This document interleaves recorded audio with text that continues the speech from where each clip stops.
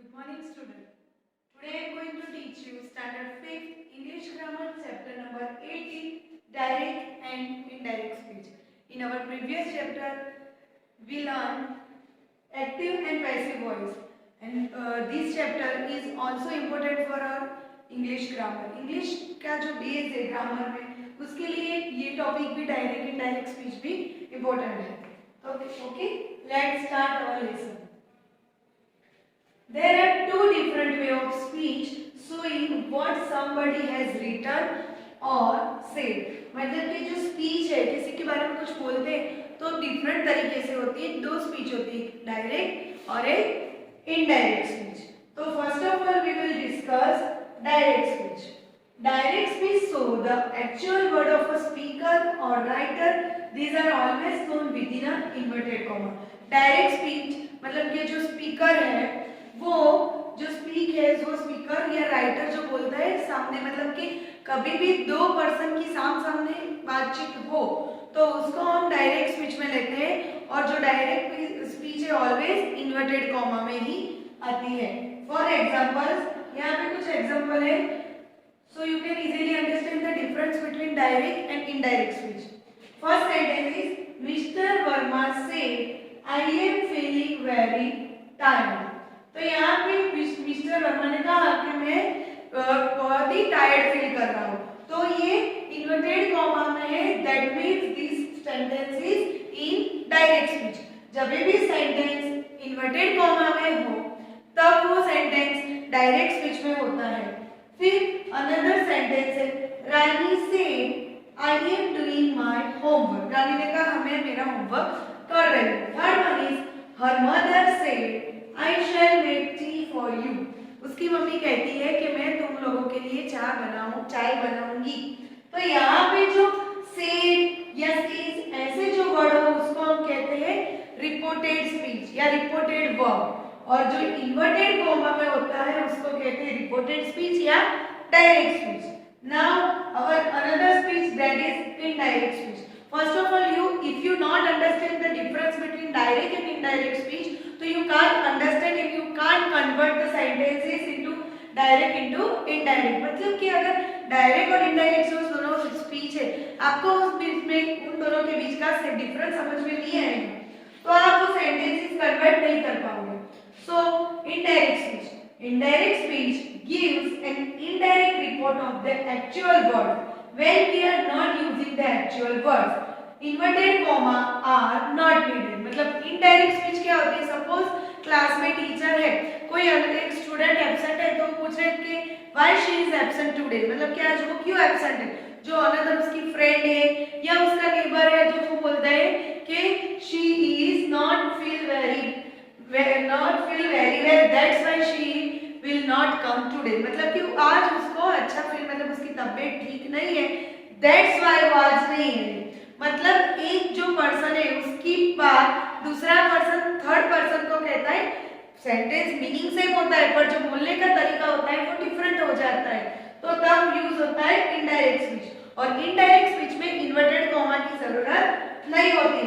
यहाँ पे एग्जांपल है जो हमने डायरेक्ट स्पीच में एग्जांपल लिया था कि mister Verma said I am feeling very tired. तो अब चेंजेस भी आपको देखना है कि डायरेक्ट में से इनडायरेक्ट में कन्वर्ट करेंगे तो चेंजेस कब होंगे. तो यहाँ पे जब ये जो रिपोर्टिंग स्पीच है वो पास्ट सेंटेंस में मतलब सेड हो, यहाँ पे आपको जो ये रिपोर्टिंग वर्ब है, रिपोर्टिंग स्पीच है, वो क्या है कि तीन अलग अलग टेंस में होती है. सेड है तो पास्ट में है, सेज है तो प्रेजेंट में है और विल से है तो फ्यूचर में. तो यहाँ पे ये जो रिपोर्टिंग वर्ब है अगर वो प्रेजेंट या फ्यूचर में हो, मतलब सेज या विल से हो तो कोई चेंजेस होता नहीं है. बट यहाँ पे ये जो रिपोर्टिंग वर्ब है वो पास्ट में है तभी जाके उसका टेंस में चेंजेस होता है. जैसे कि सेंटेंस था mister Verma said I am feeling very tired. अब उसी सेंटेंस को मुझे इनडायरेक्ट में करना है तो मैं क्या करूंगी, mister Verma said that. Inverted comma और कॉमा निकल जाता है जब हम डायरेक्ट में से इनडायरेक्ट में कन्वर्ट करते हैं तो, और बीच में दैट यूज हो जाता है. तो दैट फिर था डायरेक्ट में क्या था कि I am feeling very tired. तो आई का चेंज होगा किसके हिसाब से, फर्स्ट पर्सन के हिसाब से, मतलब कि जो सब्जेक्ट है उसके हिसाब से। तो मिस्टर वर्मा क्या है, मेल है, तो यहाँ पे ही was feeling very tired। तो ये सारे चेंजेस किस तरीके से होते हैं वो भी मैं आगे नेक्स्ट टॉपिक में आपको एक्सप्लेन करूंगी। तो ये डिफरेंस था कि जब भी डायरेक्ट स्पीच होती है वो इन्वर्टेड कॉमा में होती है, और जो इनडायरेक्ट स्पीच होती है उसमें इन्वर्टेड कॉमा की जरूरत नहीं होती है, वहां पे दैट लगता है, इन्वर्टेड कॉमा निकल जाता है, और साथ ही साथ टेंस के अकॉर्डिंग, प्रोनाउन के अकॉर्डिंग चेंजेस होते हैं। अब यहाँ पे रिमेंबर पॉइंट है कि we can use said not told in direct speech. अगर डायरेक्ट स्पीच में सेड हो तो सेड का सेड ही रहता है, पर सपोज डायरेक्ट स्पीच में सेड है तो इनडायरेक्ट में सेड रहेगा, बट सेड टू है तो क्या हो जाएगा उसका, told. Another topic, another point is in indirect speech we can use told with an object, मतलब कि इनडायरेक्ट स्पीच में हम टोल्ड यूज करते हैं पर कब, ऑब्जेक्ट के साथ। Another point is if there is no object we should use said not told. Suppose direct speech है उसमें सेड है पर सेड के पास ऑब्जेक्ट है, जैसे कि Rani said to her mother, तो जो हर मदर हुआ वो ऑब्जेक्ट हुआ, पर Rani said I am very tired, तो वहां पे ऑब्जेक्ट नहीं है। तो जब सेड के बाद ऑब्जेक्ट हो तब हम टोल्ड यूज करते हैं, सेड के बाद ऑब्जेक्ट नहीं है तो सेड का सेड आएगा। अब यहाँ पे 5 different rules है। If you understand these rules, so you can easily understand this topic and also the understand of convert direct speech into indirect speech. The first rule is that if the reporting verb is in the present or future tense, there is no change in the tense of the reported speech. जैसे कि मैंने अभी आगे के sentence में बताया था आपको कि जो रिपोर्टेड स्पीच है, रिपोर्टिंग वर्ब है कौन सी, सेड, विल से या सेज, वो रिपोर्टिंग वर्ब है, रिपोर्टिंग स्पीच या वर्ब कहते हैं उसको। तो अगर वो प्रेजेंट या फ्यूचर में है तो हम टेंस में कोई चेंज, मतलब कि जो डायरेक्ट का जैसा टेंस है प्रोनाउन चेंज होगा, पर डायरेक्ट का जैसा ही टेंस है वही का वही टेंस यहाँ पे रहेगा। यहाँ पे है देखो, Siya says I shall come to see the picture, तो यहाँ पे जो सेज है ये रिपोर्टिंग स्पीच या रिपोर्टिंग वर्ब है, वो सेज है मींस वो कौन से टेंस में है, प्रेजेंट टेंस में। तो जब वो प्रेजेंट टेंस में है तो प्रोनाउन चेंज होगा, पर जो टेंस है टेंस में जो टेंसेस में जो चेंज है वो नहीं होगा, वो वही का वही रहेगा। तो इस सेंटेंस का मुझे इंडायरेक्ट करना है तो what can I do, Siya says that I का सिया के अकॉर्डिंग, तो she will come to see the picture. Another sentence is Ram will say and show my teacher in the park. यहाँ पे will say मतलब ये जो रिपोर्टिंग वर्ब या reported speech है वो कौन से फॉर्म में है, फ्यूचर फॉर्म में। तो फ्यूचर टेंस में है तो when we convert if the reporting speech in present या फ्यूचर टेंस तो we convert only the pronoun according to subject and object and the tenses, the no changes in tense. तो क्या होगा, Ram will say that he saw his teacher in the park. Second rule is that the first person pronoun in the reported speech, मतलब कि अभी हमने पहले tense का देखा, तो रिपोर्टेड स्पीच में जो इम्पोर्टेंट रिपोर्टेड स्पीच है उसमें जो इम्पोर्टेंट टॉपिक, इम्पोर्टेंट रूल्स ये है कि फर्स्ट वाला ये रूल्स है कि जो रिपोर्टेड स्पीच है सपोज वो फ्यूचर में या प्रेजेंट में है तो प्रोनाउन चेंज होगा, बट उसके टेंस में चेंजेस नहीं होंगे। जब डायरेक्ट में से इनडायरेक्ट में कन्वर्ट करेंगे तब अगर जो रिपोर्टेड स्पीच है वो पास्ट टेंस में है तभी डायरेक्ट का इनडायरेक्ट में जब हम कन्वर्ट करेंगे तब टेंस में चेंजेस होगा। अब अनदर हमारा रूल्स है कि जैसे कि अभी हमने देखा कि यहाँ पे जो पर्सन हो तो फिर हम आई का उसका ही, शी, दे ऐसे चेंजेस करते हैं, तो वो हम किस तरीके से करेंगे, तो हम ये रूल में वो सब स्टडी करेंगे। The first person pronouns in the reported speech are changed according to the person of the subject of reporting verb. मतलब कि यहाँ पे अगर सपोज फॉर एग्जांपल यहाँ पे अगर जो रिपोर्टेड स्पीच है उसमें यहाँ पे जो डायरेक्ट स्पीच है उसमें यहाँ पे सपोज सब्जेक्ट फर्स्ट पर्सन है, अगर मुझे उसको इनडायरेक्ट में कन्वर्ट करना है तो ये प्रोनाउन का चेंज सब्जेक्ट सब्जेक्ट के अकॉर्डिंग होगा। सब्जेक्ट अगर मेल पर्सन होगा तो ही, फीमेल पर्सन होगा तो शी, नॉन लिविंग थिंग्स या एनिमल्स इंसेक्ट्स होंगे तो ईच, और प्लूरल होगा तो उसके अकॉर्डिंग प्लूरल में करेंगे। तो देखो यहाँ पे सेंटेंस है, जेड सेज टू जिल आई एम गोइंग अप द हिल। तो यहाँ पे सेज टू है, अगर सेज अकेला होता तो टेंस में चेंजेस नहीं होते, बट यहाँ पे क्या है, सेज टू है, तो दैट मीन्स यहाँ पे सेज का टेंस होगा, प्रोनाउन चेंज होगा, बट टेंस में चेंजेस नहीं होंगे। ये आपको, आपके लिए एक इम्पोर्टेंट टॉपिक है, इम्पोर्टेंट नोट्स है, ये आपको याद रखना जरूरी है। आपको यहाँ पे देखना है कि रिपोर्टेड स्पीच प्रेजेंट या फ्यूचर में है तो यहाँ पे प्रोनाउन चेंजेस तो होगा, बट टेंस वही का वही रहेगा।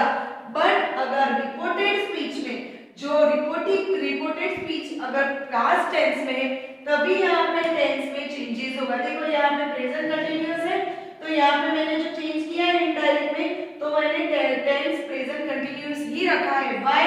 Because here is the reported speech is in the present tense form. Okay, तो Zed tells Jill that I according to subject, तो ही, जैसे कि आई के साथ एम आता है तो ही के साथ ई, तो he is going up the hill. Now our second sentence is Jill says to Jack, I shall also go there.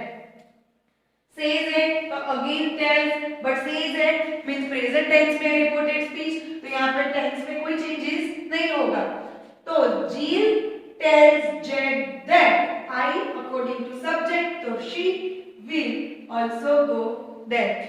उसी तरह सपोज जो रिपोर्टेड स्पीच है उसमें सब्जेक्ट सेकंड पर्सन है तो उसका चेंजेस किस तरीके से होगा, the second person pronouns in the reported speech are change according to the person of the object of reporting verb. मतलब कि यहाँ पे रिपोर्टेड स्पीच या उसको डायरेक्ट स्पीच भी बोलते हैं, उसमें यहाँ पे जो है वो सब्जेक्ट सेकंड पर्सन है तो उसका चेंजेस अकॉर्डिंग टू ऑब्जेक्ट, मतलब ऑब्जेक्ट के अकॉर्डिंग होता है।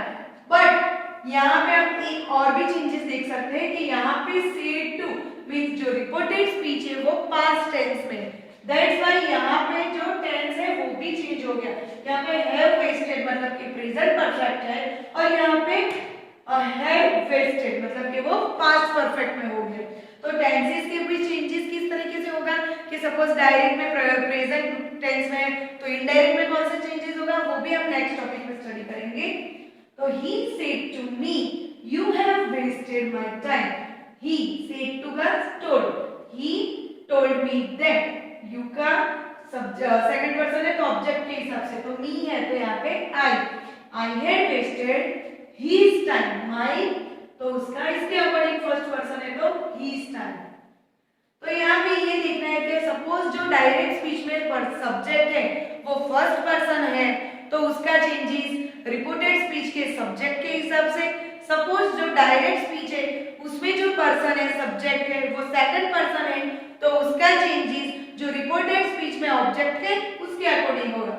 और जो थर्ड पर्सन हो, सपोज जो डायरेक्ट स्पीच है उसमें जो पर्सन है मतलब कि सब्जेक्ट थर्ड पर्सन है तो उसका कोई चेंजेस नहीं होगा। तो यहाँ पे थर्ड रूल थर्ड है, the third person pronouns in the reported speech are not change. मतलब रिपोर्टेड स्पीच में सपोज थर्ड पर्सन है तो उसमें कोई चेंजेस नहीं होगा।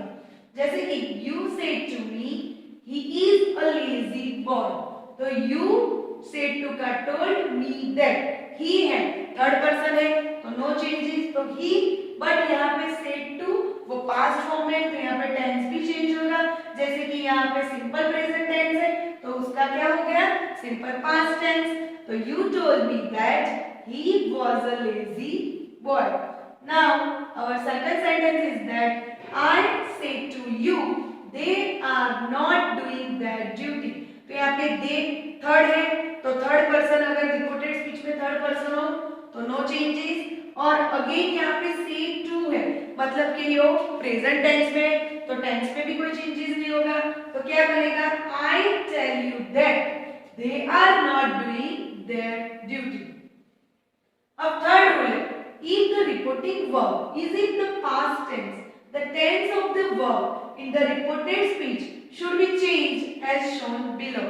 मतलब कि जैसे मैंने अभी आपको पहले बता दिया कि रिपोर्टिंग वर्ब में अगर पास्ट टेंस मतलब कि सेड या सेड टू है तो टेंस में चेंजेस होता है, पर कौन सा टेंस हो तो कौन से टेंस में चेंजेस होता है। तो यहाँ पे एक टेबल है, आपको ये टेबल को फॉलो करना है। जैसे कि डायरेक्ट स्पीच में प्रेजेंट मतलब कि सिंपल प्रेजेंट का सेंटेंस है तो इनडायरेक्ट में वो सिंपल पास्ट हो जाएगा। डायरेक्ट में सपोज प्रेजेंट कंटिन्यूअस है तो इनडायरेक्ट में वो पास्ट कंटिन्यूअस हो जाएगा। प्रेजेंट परफेक्ट है, डायरेक्ट स्पीच में प्रेजेंट परफेक्ट है तो उसका पास्ट परफेक्ट इनडायरेक्ट में हो जाएगा। सपोज ऑलरेडी पहले से ही रिपोर्टेड स्पीच में सिंपल पास्ट है तो उसका पास्ट परफेक्ट हो जाएगा। और अगर मॉडल ऑक्सिलरी वर्ब हो जैसे कि विल, शैल, कैन, मे, तो विल का वुड, शैल का बी वुड, कैन का वुड और मे का माइट। इसीलिए मैंने जब एक्टिव पैसिव चैप्टर आपको स्टडी करवाया एक्सप्लेन किया तभी भी मैंने आपको यही बात बोली थी कि if you understand the all 12 types of sentences and their syntax, so you can easily understand the topic active passive voice और same as direct indirect speech। मतलब कि जो फर्स्ट सेम में हमने जो 12 टेंस पढ़े आपको उसको लर्न करना बहुत ही जरूरी। अगर वो और उसकी सिंटैक्सिस मतलब कि फॉर्मूले आपको पता है so you can easily understand the both topics direct indirect speech and indirect speech and active passive voice। जैसे कि I said to her you can play with my ball, तो यहाँ पे said to है तो said to का तो told, पर यहाँ पे can है तो हमने आगे ही देखा था कि डायरेक्ट में अगर can, shall, will हो तो can का could, will, shall का should और may का might हो जाता है। तो I told her that, यहाँ पे देखिए you है तो यहाँ पे आपको इम्पोर्टेंट पॉइंट्स कौन से याद रखने हैं। जब भी हम डायरेक्ट को इनडायरेक्ट में कन्वर्ट करते हैं तो first of all you show the reported speech. Suppose reported speech shall या विल से मतलब कि प्रेजेंट या फ्यूचर में हो तो प्रोनाउन ही चेंज होगा, टेंस में चेंजेस नहीं होगा। जो टेंस डायरेक्ट में होगा वही का वही इनडायरेक्ट में रहेगा। बट अगर जो रिपोर्टेड स्पीच है वो पास्ट टेंस में है तो टेंस में चेंजेस होगा। किस तरीके से चेंजेस होगा, जो अभी मैंने प्रीवियस जो आपको टेबल दिखा है उस टेबल से अकॉर्डिंग आपको लर्न करके वो चेंजेस करने हैं। और प्रोनाउन का चेंजेस भी जो रूल्स है जैसे कि सपोज रिपोर्टेड स्पीच में फर्स्ट पर्सन हो तो उसका चेंजेस रिपोर्टेड वर्ब के सब्जेक्ट के अकॉर्डिंग, रिपोर्टेड स्पीच में जो सब्जेक्ट है वो सेकंड पर्सन है तो उसका चेंजेस रिपोर्टेड वर्ब के ऑब्जेक्ट के हिसाब से, और थर्ड पर्सन है तो कोई चेंजेस ही नहीं करने हैं। तो यहाँ पे सेंटेंस है You said to me I am going to Delhi, तो you told me that I am का you, I का you के हिसाब मतलब कि सब्जेक्ट के हिसाब से तो you were going to Delhi मतलब कि प्रेजेंट कंटिन्यूअस का पास्ट कंटिन्यूअस। अब हमारे यहाँ पे क्लास टॉपिक है जैसे कि हम टेंस चेंज करते हैं तो उसके अकॉर्डिंग कई ऐसे वर्ड है टाइम और प्लेस डिराइव करते हैं वो भी डायरेक्ट में से इनडायरेक्ट में चेंजेस होंगे। जैसे कि adverb of time and place and some other words are also change as suppose जो डायरेक्ट में दिस हो तो इनडायरेक्ट में दिस का क्या हो जाएगा दैट, हियर हो डायरेक्ट में तो इनडायरेक्ट में दैट, फिर इसी तरीके से नाउ का देन, अगो हो तो बिफोर, टुडे हो तो दैट डे, yesterday हो तो the previous day and last night हो तो the previous night और tomorrow का the next day। Okay, now यहाँ पे हमारा जो चैप्टर का एक्सप्लेनेशन है वो खत्म होता है। Now we will discuss some text book exercise. First is Neha says I am going to the market, तो नेहा सेज तो यहाँ पे आप देख सकते हैं जो रिपोर्टिंग वर्ब है वो प्रेजेंट में तो प्रोनाउन चेंज होगा बट टेंस नहीं चेंज होगा। तो क्या रहेगा नेहा सेज दैट आई का शी, तो she is going to the market, ये कॉमा और ये इन्वर्टेड कॉमा निकल जाएगा और दैट आ जाएगा। उसी तरह Renu says I am getting late for school, again यहाँ पे रिपोर्टिंग वर्ब में सेज है मतलब कि प्रेजेंट टेंस में तो there is no changes in the tense but only change in pronoun. तो रेनू सेज दैट आई का रेनू के हिसाब से तो शी, तो Renu says that she is getting late for school. इसी तरीके से बाकी सेंटेंस भी आपको करने हैं। यहाँ पे सेकंड एक्सरसाइज है rewrite this sentence in indirect speech, मतलब कि इस सेंटेंस को इनडायरेक्ट स्पीच में फिर से लिखना है। He said Jill is a stupid girl। तो यहाँ पे आप देख सकते हैं जो रिपोर्टिंग वर्ब है यहाँ पे वो कौन से फॉर्म में है, पास्ट फॉर्म में। तो यहाँ पे टेंस भी चेंज होगा और क्या चेंज होगा, प्रोनाउन भी। जैसे कि he said Jill is a stupid girl, तो he said that Jill, यहाँ पे is a stupid girl मतलब वो प्रेजेंट में तो पास्ट में हो जाएगा, तो he said that Jill was a stupid girl। Second sentence is Jack said I went up the hill। तो इसका क्या हो जाएगा, went है तो पास्ट के फॉर्म में है, सिंपल पास्ट, तो सिंपल पास्ट का क्या हो जाएगा, पास्ट परफेक्ट। तो Jack said that I का सब्जेक्ट के हिसाब से, तो Jack said that he had gone up the hill। Past में सिंपल पास्ट में है तो पास्ट परफेक्ट, तो had प्लस V3, तो go, went and gone, तो Jack said that he had gone up the hill। Now mother said to Neha here is a gift for you। तो यहाँ पे क्या होगा, mother told Neha that here was a gift for her। Second sentence is I said to her I will leave the keys on the table। तो I told her that, अब I का changes first person है तो I के हिसाब से, तो will है तो यहाँ पे क्या हो जाएगा, would। तो I told her that I would leave the keys on the table। इसी तरीके से सारे सेंटेंस मैं आपको पीडीएफ के फॉर्म में भेजूंगी, कुछ मैं आपको करके दूंगी और बाकी के आपको अपने हिसाब से करने। Now we will discuss some another example so you can easily understand the topic of direct indirect speech। Okay, here are the sentences। Mother says to Ami you should improve your English। अब इस sentence को हमको indirect में convert करना है, तो what can we do? तो first of all we see here reporting verb। reporting verb है वो कौन से टेंस में, सेज मतलब कि प्रेजेंट टेंस में, तो यहाँ पे प्रोनाउन चेंज होगा बट टेंस वही का वही रहेगा। तो इसका क्या होगा, मदर सेज का टेंस, मदर टेल्स अमी, फिर इन्वर्टेड कॉमा और कॉमा निकल के आ जाएगा दैट। अब यू है तो यू है सेकंड पर्सन, तो उसका क्या होगा, यू शुड, तो ही शुड, यू तो वो सेकंड पर्सन है तो सेकंड पर्सन का चेंजेस अकॉर्डिंग टू ऑब्जेक्ट। तो ऑब्जेक्ट क्या है, अमित, तो अमित मेल पर्सन है तो यहाँ पे क्या आएगा, ही। तो mother tells Amit that he should improve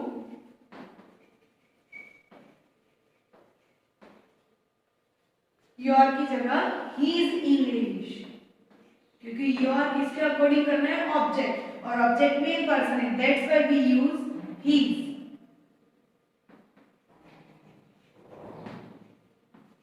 okay, तो यहाँ पे आपको ये याद रखना है कि when we convert direct speech into indirect speech, suppose the reporting verb is says मतलब कि प्रेजेंट या फ्यूचर टेंस, तो there is no changes into tense, only change into the pronoun.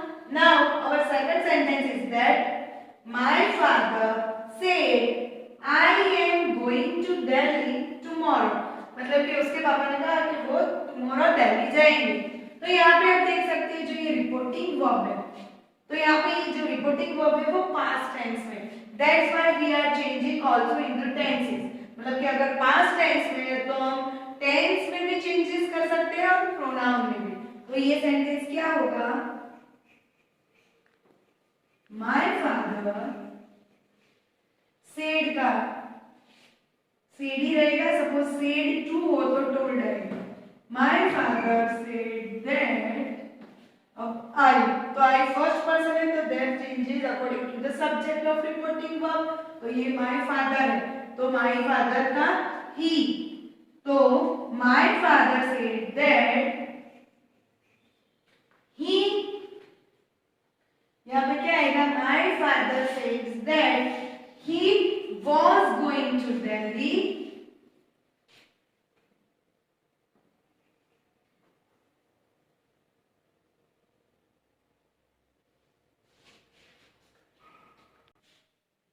तब जब हम इसका डायरेक्ट में से इनडायरेक्ट में करेंगे तो क्या होगा? My father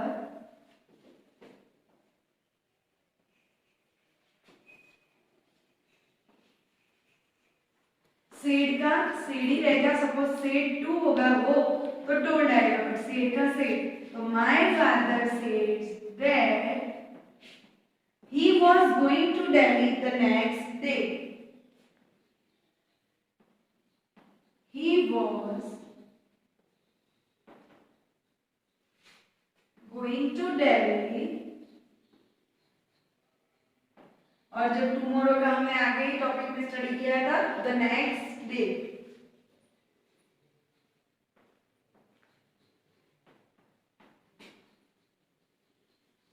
Okay. Okay, now our third sentence is that mother said to Neha, here is a gift for you. तो यहाँ पे रिपोर्टिंग वर्ब में said to मतलब कि वो पास्ट टेंस में ही है, तो यहाँ पे प्रोनाउन और टेंस में भी चेंजेस हो गए. तो क्या आएगा इसमें? मदर सेड टू का told, mother told Neha that. अब इन्वर्टेड कॉमा और कॉमा निकाल के दैट और हियर का हो जाएगा दैट. तो there was a, is simple present में है तो पास्ट में हो जाएगा. तो there was a gift for you का ऑब्जेक्ट के हिसाब से तो her. Okay, now fourth sentence is Preeti said to her mother, I shall finish my work in an hour. तो यहाँ पे भी said to है तो पास्ट में, तो सब्जेक्ट के अकॉर्डिंग प्रोनाउन में भी चेंजेस होगा और साथ ही साथ टेंस में भी चेंजेस होगा. तो प्रीति said to her told her mother.